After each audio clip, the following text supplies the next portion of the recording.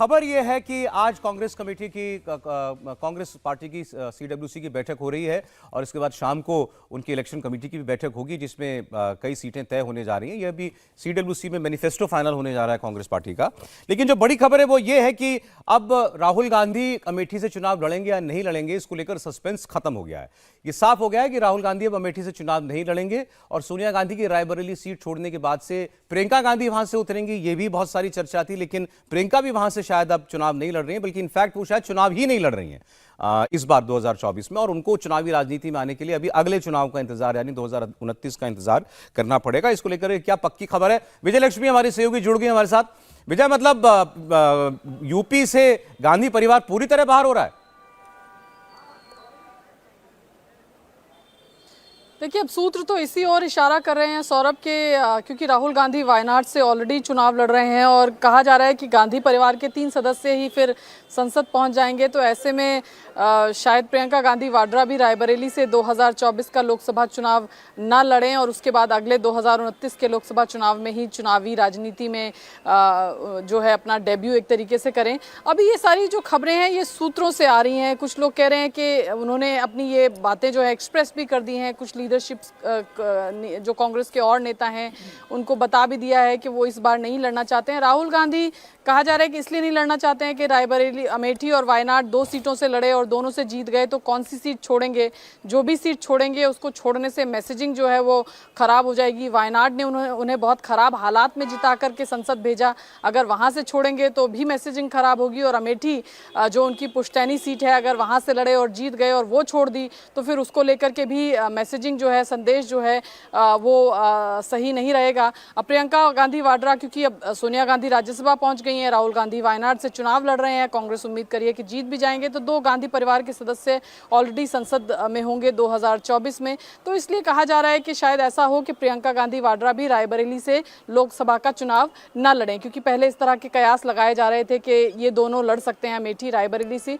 लेकिन अभी इसको लेकर के अगर आप कहें कि मोहर कब लगेगी, तो वो जब कांग्रेस की सीईसी की मीटिंग होगी सौरभ, जिसमें कांग्रेस अपने कैंडिडेट्स को डिसाइड करती है, उस सीईसी की बैठक जब उत्तर प्रदेश की होगी उसके बाद ही एक औपचारिक। लेकिन विजय, आपने जो दुविधा समझाई है कांग्रेस पार्टी की या राहुल गांधी की, वो लॉजिकल लगती है कि भाई राहुल गांधी एक बार अगर अमेठी लड़ते हैं, हार गए अगर, तो फिर किरकिरी है, जीत गए तो अमेठी छोड़ें या वायनाड छोड़ें, ये सवाल खड़ा हो जाएगा।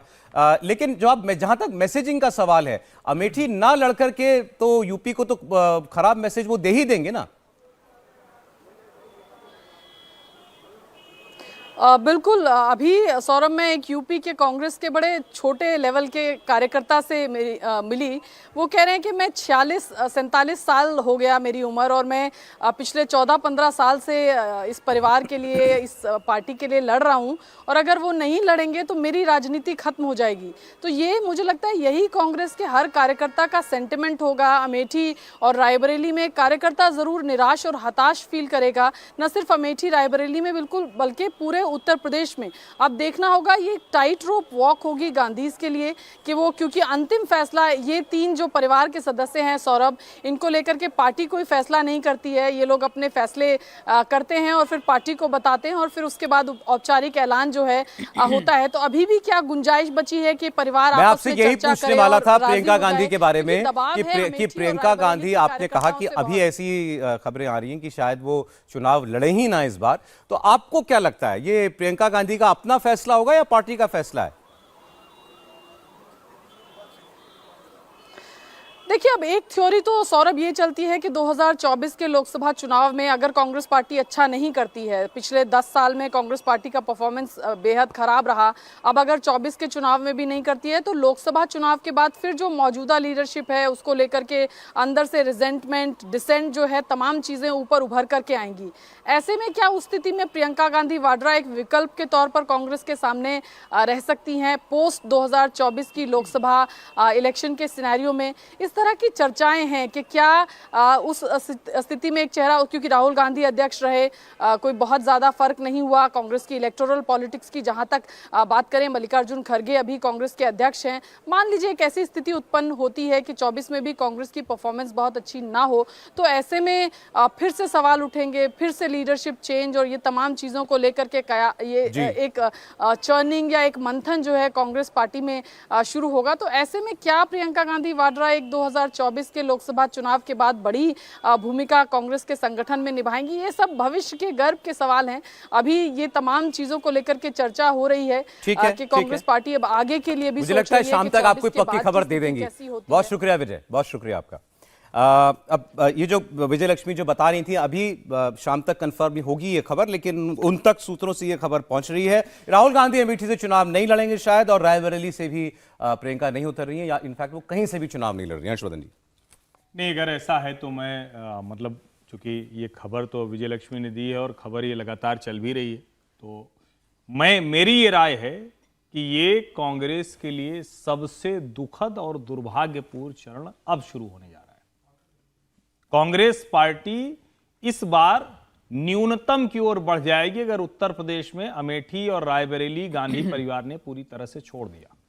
और मैं बार बार एक बात कहता आ रहा हूं कि जिस फूलपुर से जवाहरलाल नेहरू वो प्रतिनिधि बने, सांसद बने, जिस इलाहाबाद में इंदिरा गांधी आनंद भवन में खेली पली बढ़ी, जिस अमेठी रायबरेली ने राजीव गांधी, संजय गांधी, सोनिया गांधी, राहुल गांधी सबको हर स्थिति में जिताकर भेजा, उस जगह को अगर ये छोड़ रहे हैं तो इसका सीधा सा मतलब ये हो गया कि उत्तर प्रदेश की जनता के इतने प्रेम को भी इन्होंने ठुकरा दिया।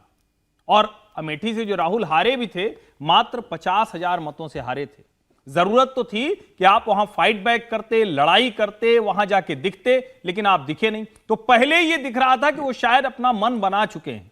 अब अगर रायबरेली सोनिया जी ने छोड़ दिया तो जो रहा सहा एक, जिसको हम बार बार कहते हैं कि इमोशनल कनेक्ट एक चीज होती है, वो भी खत्म हो गई। नहीं, इसका सीधा सा मतलब हुआ कि गांधी परिवार उत्तर भारत को लेकर अब हताश हो चुका है, निराश हो चुका है। लेकिन ऐसा लग रहा है कि अब गांधी परिवार इधर से भी चोट खाया, उधर से भी सुने भी। आप भी ये मानते हैं कि उनके लिए, राहुल गांधी के लिए अमेठी मुश्किल है? नहीं, मैं यही और रायबरेली भी बहुत आसान नहीं है, ये भी आप मानते हैं? सर्वे भी ये बताते हैं। अगर तो ऐसे में हारने के लिए क्यों जाए वहां? और अगर मुश्किल हो जाए तो फिर राजनीति न करें, तो फिर तो नरेंद्र मोदी के सामने मुश्किल ही मुश्किल है। राहुल गांधी को राजनीति छोड़ के कहीं और चले जाना चाहिए। आपने कहा कि अगर ये यूपी छोड़ देंगे तो न्यूनतम की ओर जाएंगे। न्यूनतम की ओर जाएंगे। यूपी में है क्या उनका? छोड़ देंगे तो छोड़ देंगे। असली मुश्किल यही है, जब आप कहते हैं कि आप अपना आधार इसलिए छोड़ देंगे क्योंकि आपका आधार खत्म होता चला गया, तो फिर लोगों को मैसेजिंग जाती है। तो आप मध्य प्रदेश में 29 में से 29 सीटें कैसे रोक लेंगे, तब राजस्थान की 25 में से 25 कैसे रोक लेंगे, तब बिहार में कैसे रोक लेंगे, उत्तर प्रदेश तो मान लीजिए रोक ही नहीं पा रहे। और मैं बताऊं, जिस तरह से डी राजा का बयान आया है, जो शशि थरूर बोल रहे हैं,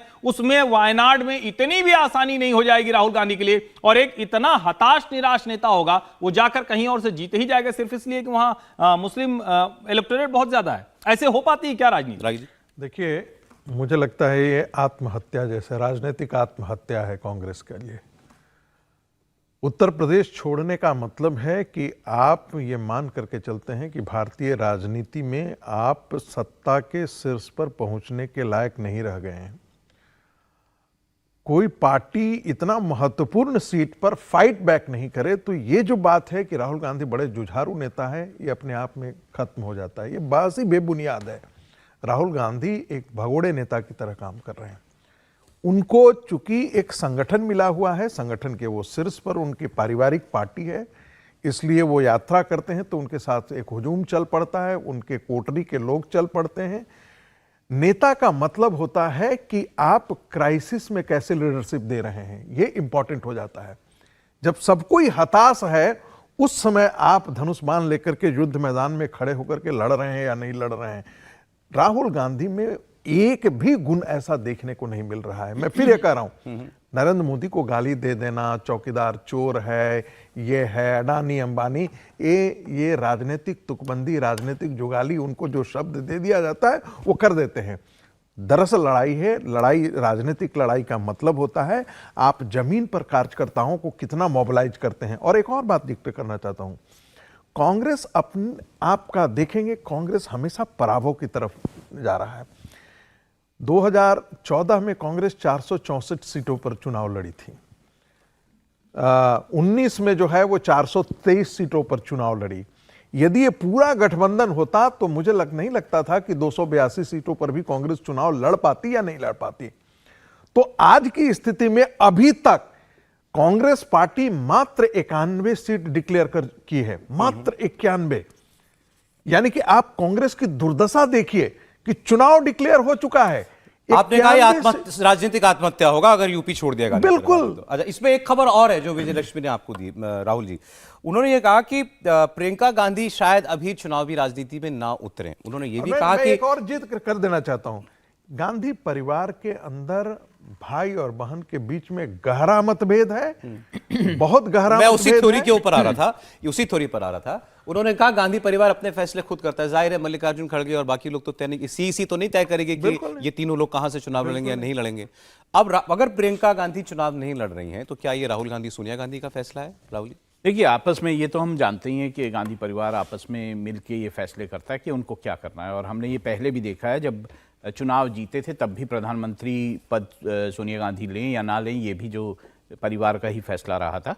तो ये परिवार के जो फैसले होते हैं वो पार्टी को बताते हैं, जहाँ तक परिवार का सवाल है। अब बात आती है कि सोनिया गांधी जो है वो राज्यसभा चली गई हैं, जो राहुल गांधी हैं, और प्रियंका जो है वो प्रियंका का बोला जा रहा है कि चुनाव नहीं लड़ेंगी। राहुल गांधी वजह ये बताई कि परिवार के तीनों लोग संसद चले जाएंगे तो ठीक से मैसेज नहीं जाएगा। वायनाड से वो चुनाव लड़ेंगे। अब तीनों संसद चले जाएंगे, ये तो कोई बड़ी बात नहीं है अगर चले जाएं। पर मुझे लगता है कि देखिए, अगर जो खुद चुनाव नहीं लड़ रहे हैं, राहुल गांधी अगर यूपी से चुनाव नहीं लड़ रहे हैं, प्रियंका जो है वो जो है चुनाव नहीं लड़ेंगी, सोनिया गांधी नहीं चुनाव लड़ेंगी, तो आप फिर बाकी नेताओं को क्या संदेश दे रहे हैं? पार्टी के जो कांग्रेस के नेता हैं, जो इस 2024 का चुनाव नहीं लड़ना चाह रहे हैं, तो आप क्यों बोल रहे हैं कि आप चुनाव लड़ेंगे? तभी जब केसी वेणुगोपाल जैसा नेता चुनाव लड़ रहा है, तो आप फिर अपने ही एग्जाम्पल जो है वो खराब सेट कर रहे हैं कि हम तो नहीं लड़ेंगे लेकिन आप लड़ जाएंगी।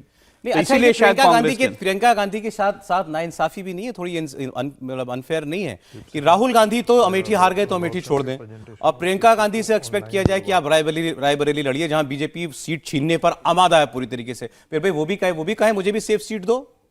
हमारी नाइंसाफी है कि हम हर बार उनको ये बता देते हैं, एक मिनट, कि ये हमारी नाइंसाफी, सर्वे बता रहे नहीं है, हमारा सर्वे बता रहा है हार रही है कांग्रेस। ये हमारी नाइंसाफी है, हम बार बार उनको बता रहे हैं कि आप दोनों चुनाव हारेंगे, फिर हम ये भी एक्सपेक्ट करते हैं कि अच्छा जीत तुम वहां लड़ो, वो हार गए, रायबरेली टफ है, मैं कह रहा हूं लड़ो ये भी और लड़के हार जाओ, तो बड़े हमारी एक्सपेक्टेशन ये है। फिर आप नहीं किस बात के नहीं, हमने तो यही हमने बोला ना कि हमारी तो सारे सर्वे कह रहे हैं कि आप हार रहे हैं वहां से।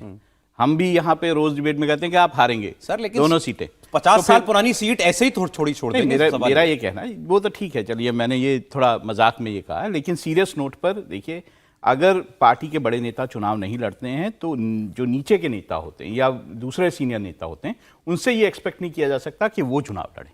और शायद यही कहीं ना कहीं कांग्रेस के भीतर हो रहा है, और शायद इनको एक जो है वो इंट्रोस्पेक्शन करना पड़ेगा कि क्या हम राहुल गांधी टफ लड़ाइयाँ जो हैं, चाहे वो गठबंधन मनाने की लड़ाइयाँ होती थी या फिर बाकी सब चीज़ें होती थी, वो लड़ने से पीछे क्यों हटते? एक सवाल मेरे पास आया समीर जी कि अगर वाकई अमेठी से राहुल गांधी नहीं लड़ रहे हैं और प्रियंका भी यूपी से नहीं लड़ेंगी रायबरेली से, तो मतलब इस चुनाव में तो यूपी में खाता खुलना बिल्कुल तय है कि नहीं खुल रहा है कांग्रेस का? देखिए, मुझे ऐसा लगता है कि अगर नहीं लड़ेंगे तो खाता तो खुलेगा ही नहीं, सवाल ही नहीं उठता। अगर लड़ भी लेते तब भी मुझे लग रहा है इस बात की पूरी संभावना होती है कि इस बार कांग्रेस का उत्तर प्रदेश में खाता नहीं खुलता, दोनों सीटें भारतीय जनता पार्टी जीत जाती।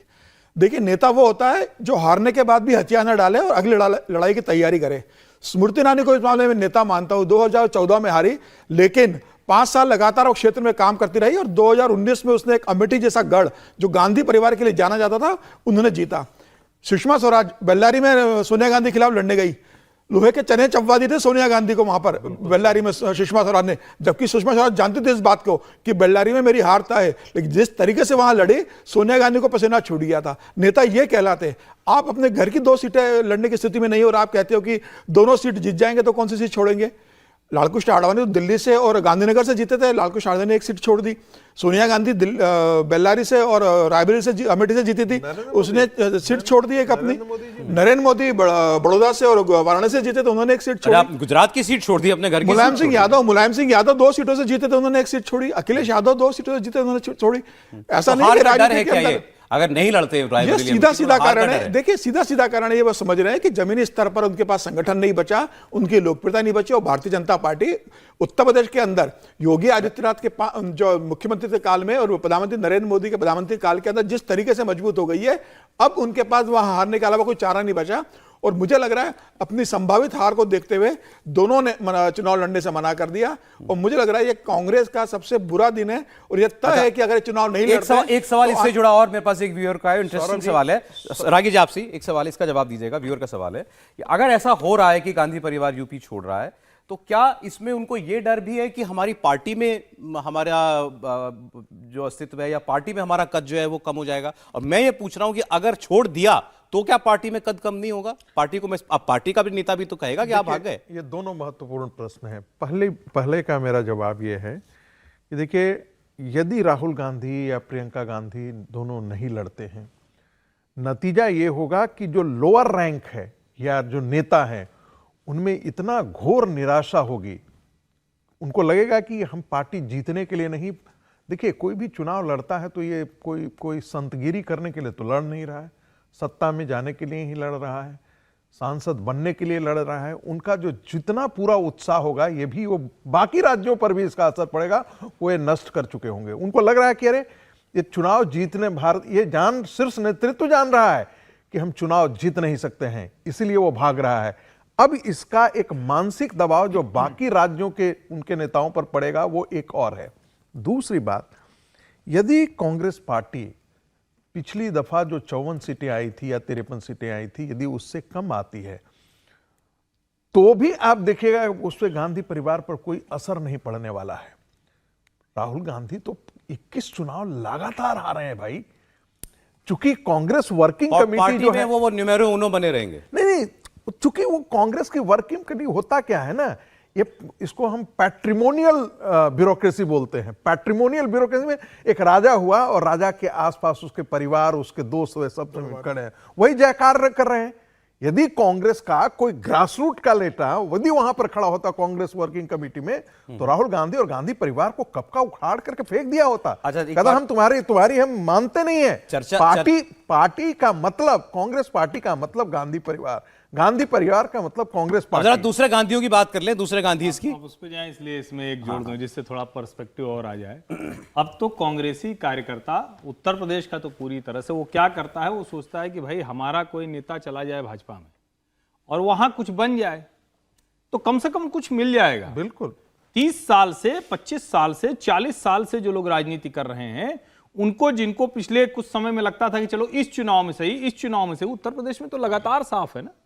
अब उनको लग रहा है कि हमारा कोई नेता जाता है दूसरी पार्टी में तो शायद हम उसके बहाने कुछ हासिल कर लेंगे। अभी राजेश मिश्रा गए हैं भारतीय जनता पार्टी, सबको लग रहा है चलो कहीं से कुछ मिल जाएगा, वो कांग्रेसी कार्यकर्ताओं की इच्छा है, चलो हमको कुछ मिल जाएगा। यानी गांधी परिवार से कोई भी उम्मीद वो कांग्रेस कार्यकर्ताओं की खत्म हो चुकी है। मुझे लगता है सबसे बड़ी चिंता की बात कांग्रेस के लिए यही है। मैं आपसे कह रहा था दूसरे गांधी की बात करें, वो तो मतलब मेनका गांधी, वरुण गांधी। खबर ये आ रही है कि कांग्रेस से कौन लड़ेगा रायबरेली, ये तो अभी नहीं पता है, लेकिन शायद मेनका गांधी से कहा जा रहा है कि अब रायबरेली लड़िए।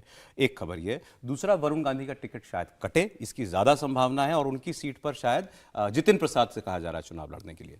नहीं, सुल्तानपुर की सीट पर हालांकि जितिन प्रसाद का चयन बहुत अच्छा नहीं होगा। अगर अगर वरुण वाली सीट पे कहेंगे तो पीलीभीत हुआ, लेकिन अगर सुल्तानपुर मेनका जी की सीट पे कहेंगे तो वहां तो जितिन प्रसाद बहुत प्रभावी कतई नहीं होंगे। और वरुण की सीट पर जितिन प्रसाद से कहा जा रहा है और रायबरेली कहा जा रहा है रायबरेली मेनका गांधी। तो मेनका गांधी वैसे भी सुल्तानपुर से बहुत कम मतों से जीती थी, और अगर वो रायबरेली आती हैं, अब हालांकि ये मुझे बहुत, जिसको कहते हैं एक डिस्टेंट पॉसिबिलिटी दिखती है कि सोनिया गांधी जिस सीट पर अभी तक रही उस पर मेनका गांधी लड़ जाए। अब अगर भारतीय जनता पार्टी उनको मना ले तो बात अलग है, हो सकता है, लेकिन क्या वो वरुण गांधी को टिकट न दिए जाने पर ये मान जाएंगे, ये एक बड़ा सवाल है। तो मुझे लगता है टिकट तो कटना तय है, ये तो दोनों को तो टिकट बिल्कुल नहीं मिलने जा रहा है। हो सकता है कि एक को टिकट मिले, और वो कहां से होगा ये तो भारतीय जनता पार्टी तय करे। और मुझे नहीं लगता कि रायबरेली में किसी गांधी नाम की जरूरत भारतीय जनता पार्टी को रह गई। एक ब्रेक और लेना पड़ेगा कहानी कुर्सी की। देखिए, जितना वरुण गांधी ने भारतीय जनता पार्टी की आलोचना की है, जितना किरकिरी की है, किसान आंदोलन को जितना हवा और आग पानी दिया है वरुण गांधी ने, मुझे लगता है उन्होंने पार्टी की जितनी मर्यादाएं हैं, सीमा रेखा है, उसको सब तोड़ा है। सर ये अब खबर वो देखिए जरा जो स्क्रीन पर है, विजुअल दिखाइए। सीता सोरेन मतलब हेमंत सोरेन की भाभी, वो बीजेपी में आ गई हैं। ये विधायक हैं फिलहाल झारखंड की, देखिए, और ये भाजपा में आ चुकी हैं। क्या कहेंगे इसको? देखिए, पहले से संभावना जो है वो जताई जा रही थी कि वहाँ परिवार को में के भीतर जब पूरा मामला चल रहा था कि हेमंत सोरेन को गिरफ्तार किया जाएगा, तभी ये संभावना जताई जा रही थी कि परिवार के भीतर काफ़ी जो है मुश्किलें हैं, काफ़ी जो मतभेद हैं। और तब भी ये बात कही गई थी कि ये सीता सोरेन जो हैं वो जो है खुश नहीं थी पूरे उस मामले से। वो बार बार ये कह रही थी कि जो है हेमंत सोरेन की पत्नी, जो उनको अपनी पत्नी को मुख्यमंत्री बनाना चाह रहे थे, उसका विरोध भी इन्होंने किया था। तो ये साफ है कि परिवार के भीतर ये जो अब जो मतभेद थे ये खुल के आ गए।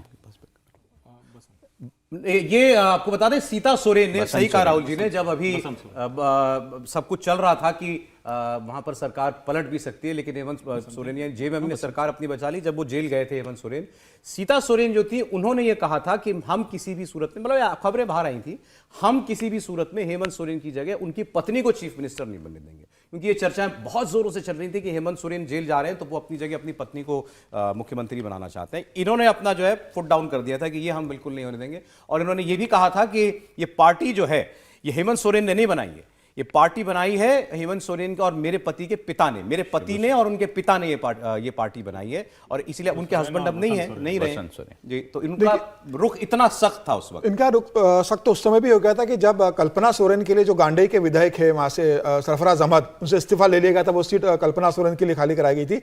और सरफराज अहमद से कहा गया था कि आपको राज्यसभा भेजा जाएगा, और पार्टी ने उन्हें राज्यसभा भी भेज दिया वहां से झारखंड से। अभी मुझे लगता है तभी तय हो गया था कि कल्पना सोरेन को राजनीति में लाया जाएगा। और कल जब राहुल गांधी को जो रैली हुई थी, उसमें चंपई सोरेन के साथ कल्पना सोरेन भी गई थी। अच्छा। तो इस बात पर बहुत नाराज हुई थी जिसने अभी भारतीय जनता पार्टी, सीता सोरेन इस बात में नाराज हुई थी कि कल्पना सोरेन किस हैसियत से मुख्यमंत्री के साथ बैठक में लेने गई है। पार्टी के और वरिष्ठ नेता थे, उन्हें जाना चाहिए था। तो कल्पना सोरेन ने जिस तरीके से राहुल गांधी की रैली अटेंड करने गई थी, उसके बाद भी घर के अंदर इस बात का झगड़ा हुआ था। और मुझे लग रहा है तभी तय हो गया था कि वो जरूर भारतीय जनता पार्टी, परिवार अब औपचारिक तौर पर टूट गया और सरकार गिरने की स्थिति आ गई है। देखिए, सरकार कोई बहुत पूर्ण बहुमत की स्थिति नहीं है। मुझे ऐसा लगता है कि अगर कल सोरेन के साथ अगर 2 और 3 विधायक चले जाते हैं इस पार्टी टूटने के बाद, तो तय है कि आने वाले समय में लोकसभा चुनाव के बाद झारखंड की विधानसभा सरकार भी गिर सकती है। अभी तो कोई खतरा नहीं है सरकार पर ना, अभी फिलहाल लोकसभा चुनाव तक तो मुझे लगता है सरकार पर तो कोई खतरा नहीं है, लेकिन लोकसभा चुनाव के बाद जा सकती है।